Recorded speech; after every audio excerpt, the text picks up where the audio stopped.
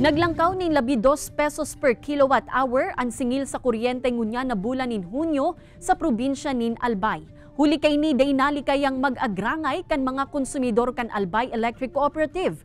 Alagad, paliwanag kan Aleco, naglangkaw kaya ang generation rate na pigkukuaninda sa saindang energy supplier. Apwera kaini, reklamo man kan mga tao ang pawara-warang supply kan kuryente na sigun sa kooperatiba resulta man ini kan overloading huli sa dakulang demand. Huli kay ni dakul man sumuot ang mga naaapektarang mga gamit asin pasilidad kan kooperatiba.